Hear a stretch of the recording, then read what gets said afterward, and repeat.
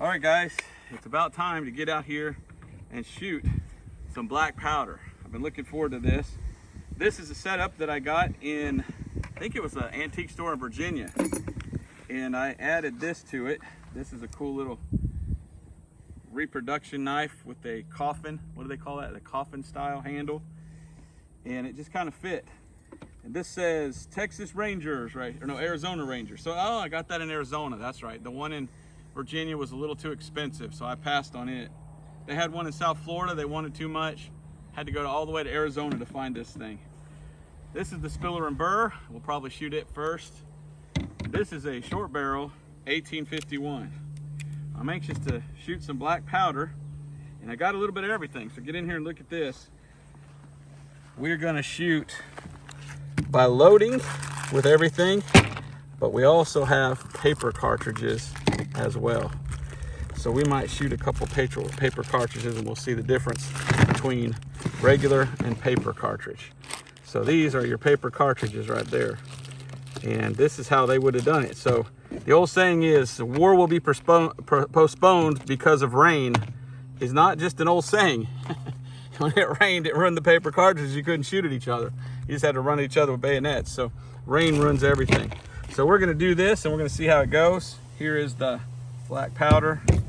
And so here we go. I've been waiting to do this. I haven't posted anything to the black powder channel in a long time because we've been trying to get set up out here to where we can do more videos. And I know a lot of people like black powder videos. I like doing them. They're a lot of fun. So here we go. What should we do first here? I guess we'll start loading it. So here we go. Let's see, it takes about 16 grains. So here we go, 16 grains right here. Drop that in. All right, next thing we want to do is we'll take a wad,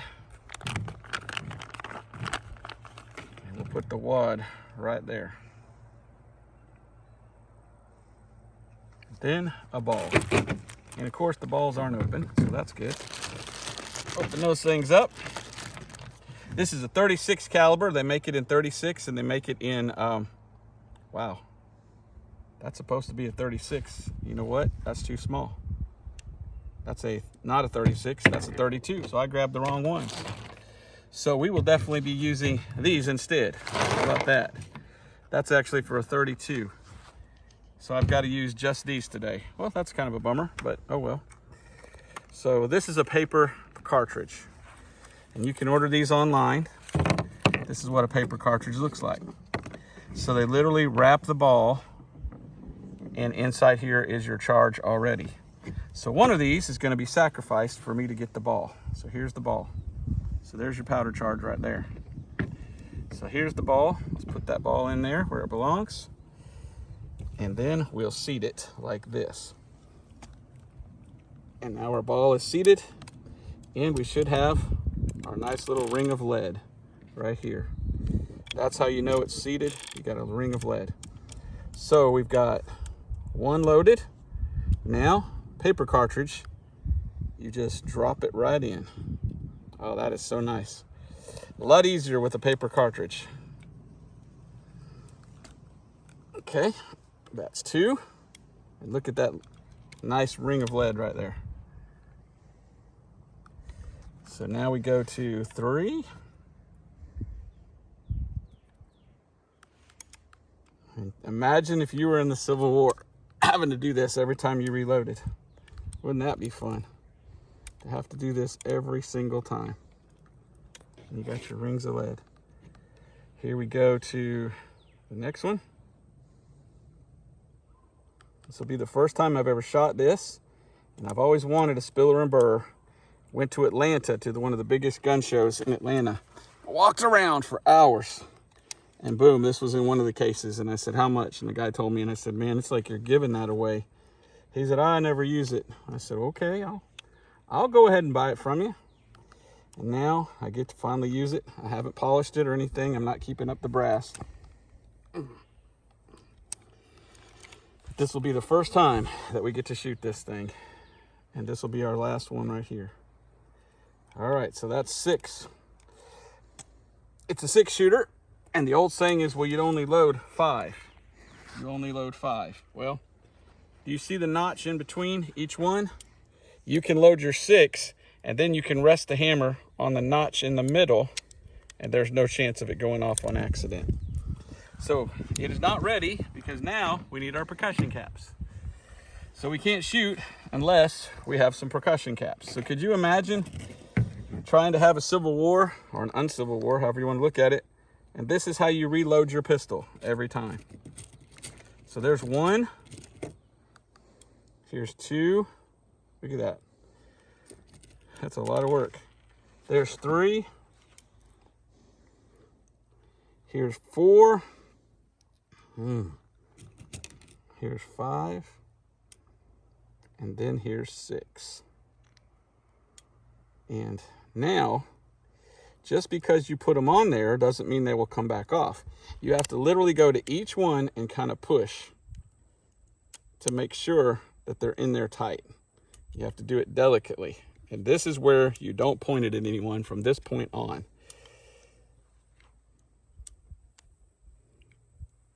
Okay. This is now a loaded black powder pistol. I'll put it in here. And I think what I'll go for is that target there with the white circle.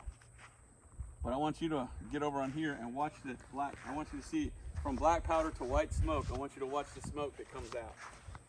And I sure hope this doesn't blow up in my hand. It is supposed to work. We're gonna find out what happens. So you guys ready? Here goes nothing. Also, these are notorious for shooting very high.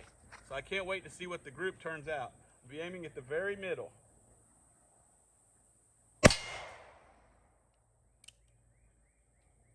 Cap went off. I don't know. I have no idea if it cleared. I don't want it to blow up, so I'm kind of like scared. Did you see anything go out? I didn't see anything go out. Let me just empty. Now what I need to know is there anything in it? So let me turn it off here for a second and let's see if we can find something and make sure that it actually went out the barrel. So we'll cut right there and ready to go. So I went back to an older technology. That barrel is clear. So we will continue. Here we go. Number 2.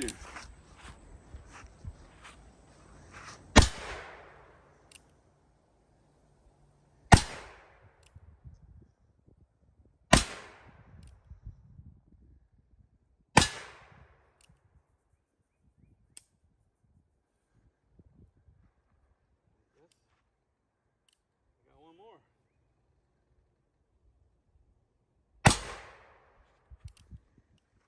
Look at how dirty black powder becomes.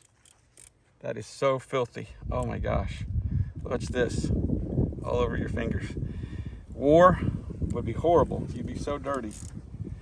Well, that's cool. Let's go. I'm pretty impressed at the sight pattern on that. It's off a little to the left. Aiming right here. 1, 2, 3, 4, 5, 6. So that's not a bad pattern, but it shoots a little to the left. So wow, that is awesome. What do you guys think? Is that pretty cool? That's your Spiller and Burr. And it's pretty cool how it comes apart so easily.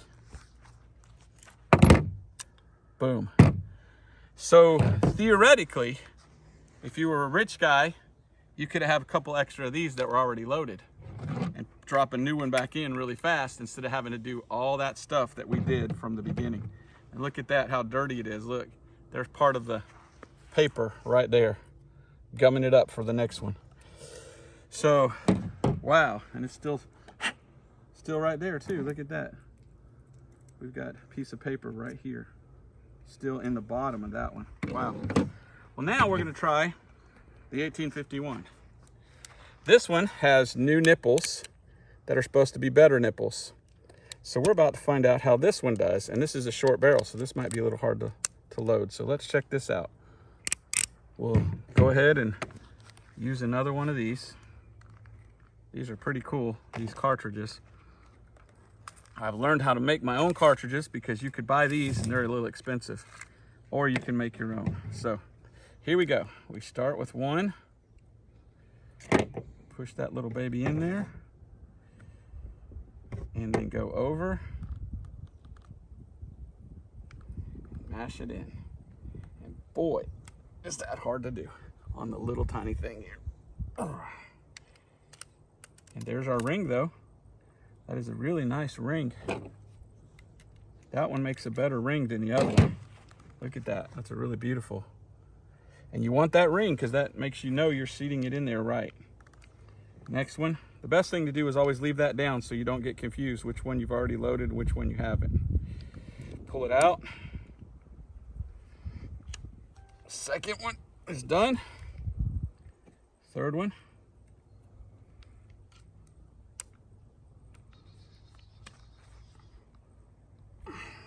Okay, ring is out. I like this one a little better. It's a little easier to do. It's got more room in between for that to come out and fall out.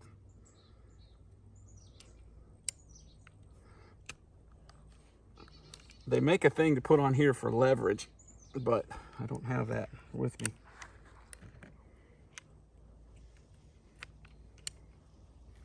Whoops. Uh-oh, we got our powder falling out. Here we go. That one's gonna have a little less powder because I actually broke the side of it, but it should shoot.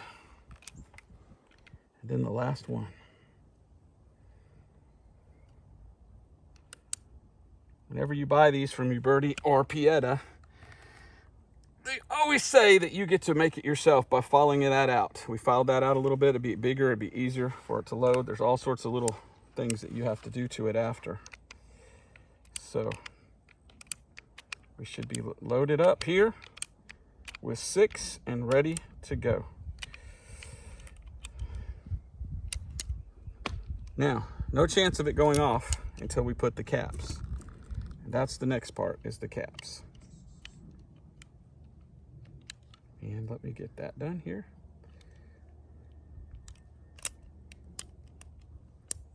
This one here, your finger touches. This gives you more finger room. I don't know if I like how this triggers so far forward, but I do like how short the barrel is on this one. So there's 1, 2, 3. In the meantime, they're all charging with their bayonets. I'd be dead by now if we lived back then.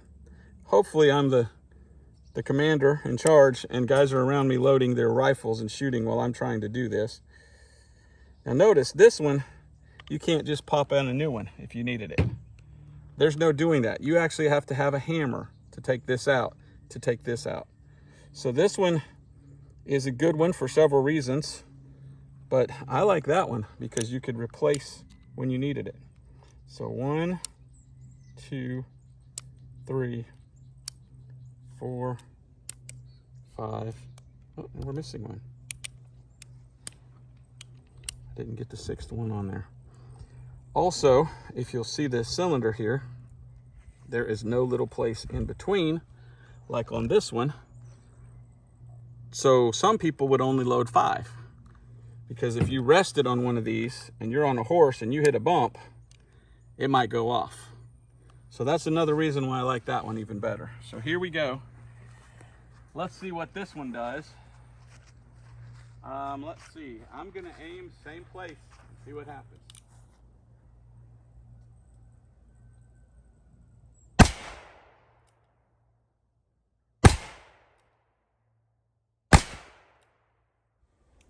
The other thing too is whenever you're done shooting, you got to turn it again.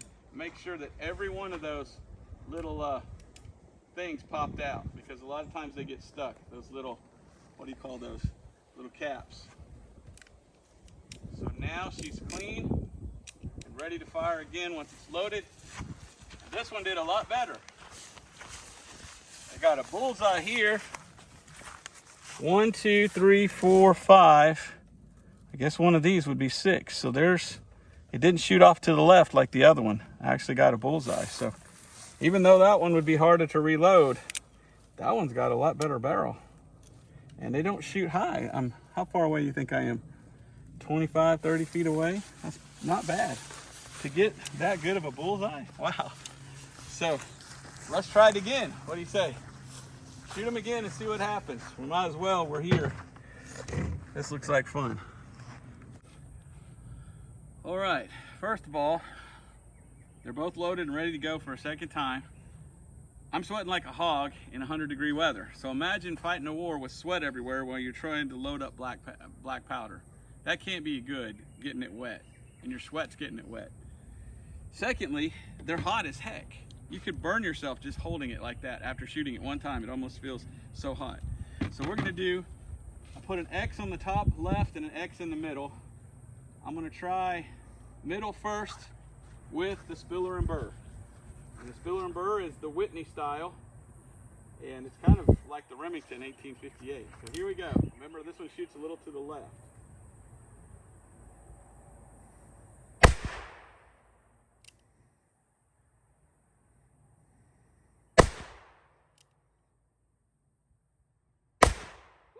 Cap came off and hit me, and the cap was like burned my finger. So this isn't for little boys. They really were men fighting in that war.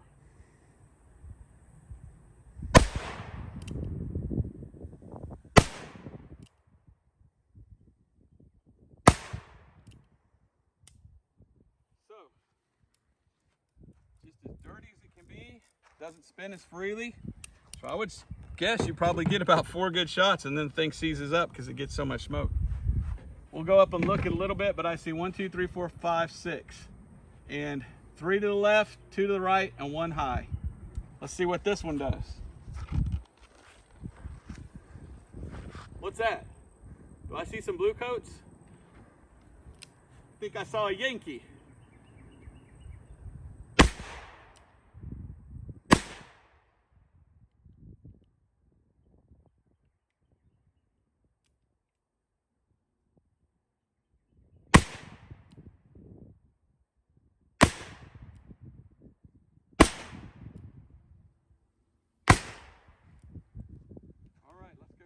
Out. This one is completely seized now. I can't, oh there it went. It gets seized up if the cap comes off and gets stuck in there. And that happened. And then one of the caps came out, hit me right here, and you can actually see it. I don't know if you can see, but I'm burned right there from a hot cap. There's a little, just the same size as a cap, right in that area, right in there. Wow, isn't that cool? So let's go check these out now. Boy, that's hot. So the Spiller and Burr is not very accurate.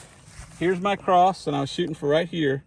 1, 2, 3, 4, 5, 6. So that Spiller and Burr is not as accurate as I'd like it to be. But look how much better that one is. 1, 2, 3, 4, 5, and then a flyer way down here.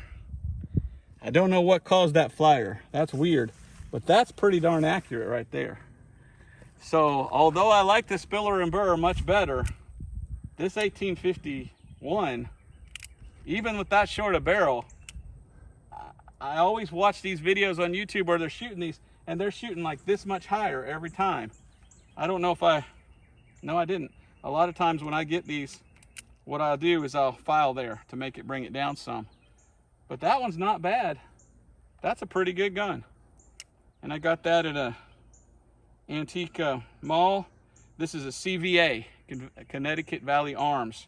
So it is not a Uberti, it's not a Pieta, or is it? Let me see. Nope, Connecticut Valley Arms.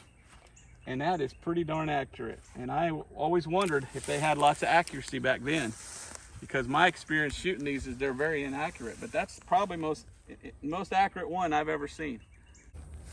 So that's what Red Dead Redemption 2 is like in real life. And here they are, our good old black powder from, this one was made by, this is a Pieta, Spiller and Burr, and a Connecticut Valley 1851. They are hot as they can be, and check out my hands. There's black, there's black. Imagine if you lived back then, you would have black powder all over you.